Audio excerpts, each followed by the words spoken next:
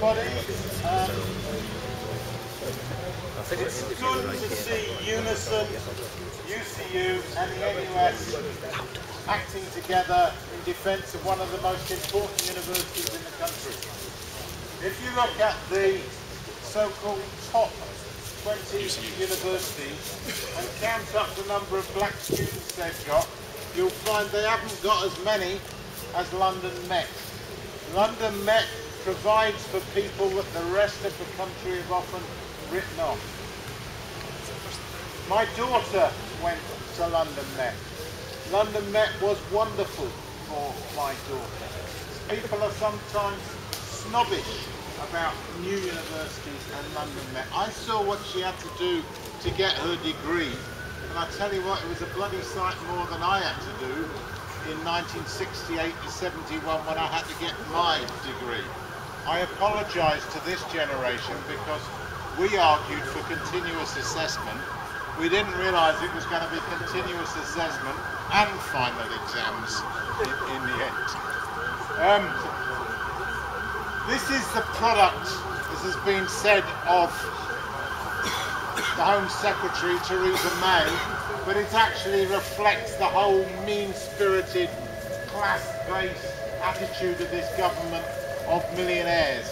When you saw the bloke with the bike, and generally I'm a bit in favour of the cyclists, but the bloke with the bike calling the policeman a pleb, that kind of sums them up. London Met is a university, as far as they're concerned, for plebs. They don't give a damn about working class people. They don't care much about people from North London. However, if you've got a few horses and you live in Buckinghamshire, you can borrow a spare one from the London Met and have Christmas drinks with Rebecca Brooke from News of the World and David Cameron. That's all right. So first of all, they've put London Met in the spotlight because of class. Secondly, it's because they're against multiculturalism. They're against, we've heard it from Cameron. You'd think actually that from Cameron's speeches that the whole international crisis of capitalism has been caused by women wearing hijabs. I think we have to let him know firmly that it's the result of this system and the bankers and the greed of the ruling classes. Thirdly, it's because London Met is a new university. Most of this government, all of them I think, have gone through old universities with traditional old university curriculums, whereas actually the new and innovative stuff is being done in the new university. So be proud to be at a new university, be proud of the lecturers at the new universities who are developing new curriculum. I'm about to bring on the rain, so I've got 2 or 3 other things to say. First of all, take some comfort looking abroad. Portugal. They had what must have been, if you transferred it into British terms, it would have been the equivalent of about 5 million people on the streets the other day in Portugal. The next day, the government backed down. Spain, something similar is going on. Greece, yesterday, there was a general strike. Lecturers in universities in Greece have been on strike for the last week. Well, we've got something which we've got to do here, as well as fighting for London Met. I've been giving out the little leaflet. The TUC has called, and it's not as dramatic as Spain, Portugal or Greece, but the TUC has called a march Saturday the 20th of October, 11 till 1:30, leaving Victoria Embankment, against cuts and for a better future. We need to make sure that the march last year had 500,000 people on it. We've got to make sure that this march has even more. Be sure that whilst today, especially in the rain and drizzle, we haven't got that many people here, there are many, many hundreds of thousands who are in support of your cause. Thanks, Paul. So we have Richard McKeown from Hamlets College, NEC, and UCU Bunch and NEC. Richard?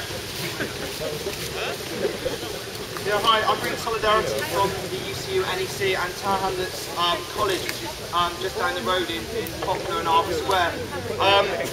We joined in with the solidarity protest the other week after Richard Payne came down and spoke to our branch about what was happening. We had about 30 people outside that came and did a protest calling for amnesty. We're very concerned at Tower Hamlets. We've had to see off the EDL 2 years in a row, and this kind of playing of the race card is only going to play into the hands of the Nazis and send that one up. So I think you do need to get out there as much as possible to join support and really work to our place. If you look at the government at the moment, it's a return of the nasty party. They really hate young working class people. I mean, this year at our college, we went from 60% to 30% on our GCSE grades, and that was the same at colleges and schools all over the country, as the government played politics really with young people's lives and denied a whole number of them access to jobs and further education.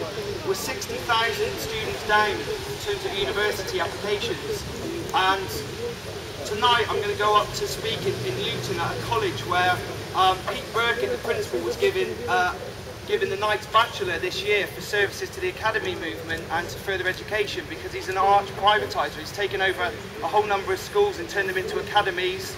He's got plans for free schools, and he wants to produce the first college for profit in Britain by handing over further education to private equity firms. And this is the future really, and I think, you know, it's two sides of the story with London Met. It's the government playing the race card, but it's also opens the door to privatisation of higher education.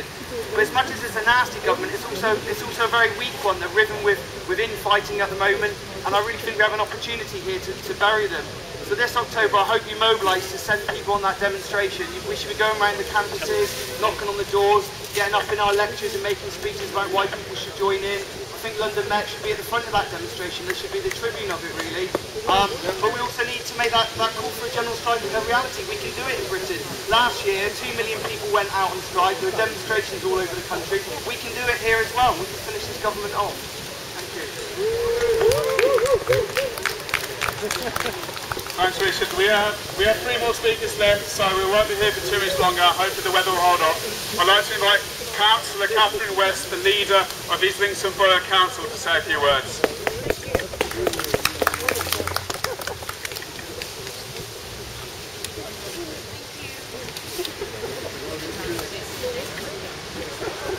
Thank you very much, and what a great gathering here. I can see all the colourful displays here, and we should get our Trade Union Council one as well, which is missing today. It's normally here. Where's Mick Gilgar? Mick? Mick's already spoken. Great, good. Mick, we should have our banner here as well. But it's great to be here. I've been supporting the university. I've been doing letters with Jeremy Corbyn and standing up for the students. Just like to say how much the community is on the side here of the students, the staff, and all those who attend the university. Obviously, for Islington, it's a massive issue for our local economy, and we really want this university to thrive, not to be attacked by the government. So whatever it takes, we will support the university through this difficult time. The wonderful legal judgment that paves the way for the revocation to come off the university, and we want to do what we can to help with any financial issues as well. And if there's anything we can do around individual casework for Islington people, please let us know. We're on your side on this, and just to let you all know how much support people have written to us when we wrote out in our newsletter about what's happened at the university. Had a massive load of support back, so the community is definitely on the side of the students, the staff, and all those who are around the university. So keep up the good work. Great to see some new student activists developing through this, and we're with you all the way. Thank you very much.